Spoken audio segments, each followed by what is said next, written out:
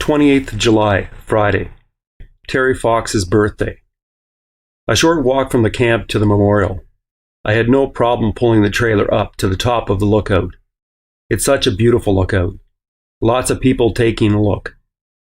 Some smoking around the monument, if you can believe that. I pulled my trailer up under some trees, near a picnic table. I talked to people all day. It was nice. A lady and her mom were there. The lady comes there to get inspired. Both her and her mom have MS. When we finished, we hugged. I asked them to show me how strong their muscles were, and they almost crushed me. They're doing all right. I did manage to get a nap. During it, I heard a rustle at one of my food bags. A lady was placing $5 there. Every dollar I got today, I gave to the girls inside for Terry. Happy birthday. Good job. The heart of Canada runs this road. His spirit is here. I got to meet Terry in a very unique way that day, and the days that followed. I was doing it myself for cancer. Well, cancer prevention, research, and awareness.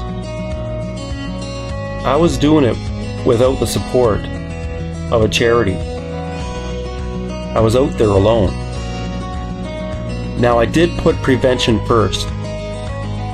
If you can prevent cancer, then you have yourself a cure. By the time I was heading into Sudbury, a cancer research hospital in Toronto was willing to take me on. I was so excited to get into Sudbury and then on to Toronto. Things were really looking up. And then like that, the trip was over.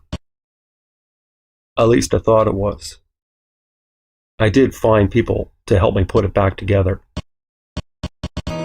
Everything was supplied by the locals. They really came together, even right down to a brand new sign.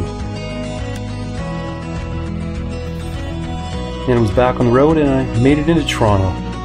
And it was a good experience. A long, hard, worked for experience. And it took a little bit of a break. But not much of a break there. The trailer did.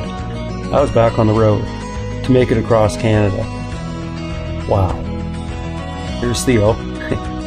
And it was a little bit of a rest here too, before I was back out across Newfoundland. That was amazing. Nova Scotia, into Ottawa, and back most of the way across Canada. And then the bike ride, which was, again, a huge experience. Very huge. Traveling over 26,000 kilometers across Canada required an incredible amount of exercise. And that is the mind, the body, and the spirit. But it also required a tremendous amount of food. And when you're on the road and you're traveling like that, going 40, 50, sometimes 60 kilometers a day walking, or 150 kilometers a day biking, you'd eat almost anything you could. But you did have your preferences. So I talked a lot about exercise. How about good eat? If you're exerting yourself, you might not last a day without water. Water filtration system, drop it in a river, drop it in a puddle, drop it anywhere, and pump away. A minute will give you a liter. And this is good up to 10,000 liters, as long as I find a water source somewhere. That said, of course, if you're along a highway, desperate enough, you just go, hey! How about bananas? Bananas are great, but they also ripen up really, really, really quick. Get all these brown spots. Mush. Lots and lots of mush. Carrots work better than bananas. But the one great thing about carrots, they're the last thing I pack in the bags. Sweet potato. And I love the rutabaga. This will last for days. And I would just... Lots of energy. Lots of food. The outer bag is in case the inner bag opens up. So the whey protein is fast protein. Here's the slow protein. And when I mean slow protein, is something your body can chew on and chew on. Keeping myself hydrated. fruits, vegetables, keeping my machinery working. So that's where I would go with the protein. The key was, in performing the way I was performing, I needed to have a steady flow of energy and the ability to replace. So as my mechanisms needed to get stronger and stronger, I needed the proteins to rebuild and rebuild. And of course, I needed the energy continuously to be pumping and energizing those mechanisms.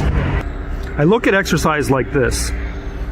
You're asking your inner mechanics for a continuous upgrade.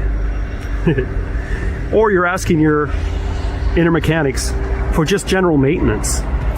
Either or, you're communicating to your body, and your body is communicating back to you what you need and what it needs.